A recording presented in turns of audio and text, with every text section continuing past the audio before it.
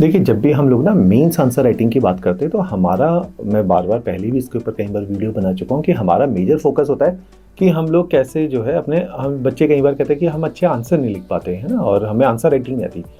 तो इसी चीज़ को मैं कई बार बोलता हूँ कि आंसर राइटिंग के 2 फेज़ हैं। पहला फेज़ है कि at least you should have the right content in your hand. Second है कि क्वेश्चन के मुताबिक अपने उस कंटेंट को मोल्ड करना। क्वेश्चन के मुताबिक कंटेंट को मोल्ड करना is an art of answer writing. लेकिन उससे पहले की जो स्टेज है जिसमें मैं बोलता हूं कि आपके पास जो जीएस 1 2 3 का प्रिस्क्राइब्ड सिलेबस है, सिलेबस के अकॉर्डिंग क्या आपके पास क्वालिटी कंटेंट है या नहीं है, वो डिटरमाइन करता है। दूसरी बात, जो हमारा मेंस का एग्जामिनेशन होता है, इस बार का भी अगर आप जीएस 1 2 3 का पेपर देखेंगे तो यू विल रियलाइज कि 40 to 50% of the examination is very very direct, कि जो सिलेबस में शब्द हैं उन्हीं सिलेबस के शब्दों से निकाल के सवालात पूछे गए हैं। बहुत डायरेक्ट पेपर है, 40 से 50%, और ये ठीक ठाक नंबर है। अगर हम 50% क्वेश्चन अच्छे स्कोर कर लेते हैं तो हमारे चांसेस ऑफ सिलेक्शन इंक्रीज हो जाएंगे कि आसान क्वेश्चन में आपने जबरदस्त मार्क्स लाए।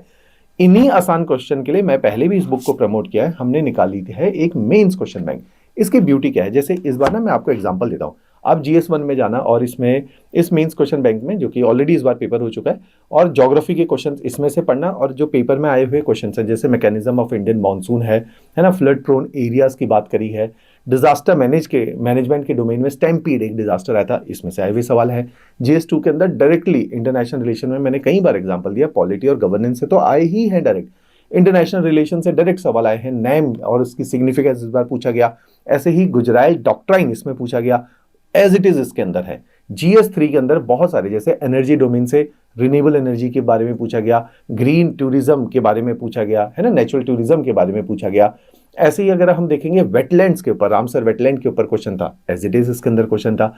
इन्वायरमेंटल इंपैक्ट असेसमेंट के ऊपर क्वेश्चन था, इसमें एज इट इज क्वेश्चन है। तो आप समझिए कि ये अकेली एक किताब है जिसमें सारे सिलेबस 1 2 3 के क्यूए फॉर्मेट में, सिलेबस वाइज सारे नोट्स की फॉर्मेट में ये है। बहुत बेहतरीन कंटेंट है, अपडेटेड कंटेंट है, डेटा है, एग्जाम्पल्स हैं, केस स्टडीज है। ये आपके कंटेंट के बेसिक डेफिसिट को पूरा करेगा, और इस किताब से 35 to 40% पेपर ऐसा है जो डायरेक्टली आने की संभावनाएं रहती हैं। तो ये आपके आंसर के स्तर को इंक्रीज करने की एक किताब है, जो हमारी वेबसाइट पे भी अवेलेबल है, या नीचे आप कॉन्टैक्ट नंबर देखेंगे, उस पर कॉल करके भी आप इस बुक को ऑर्डर कर सकते हैं।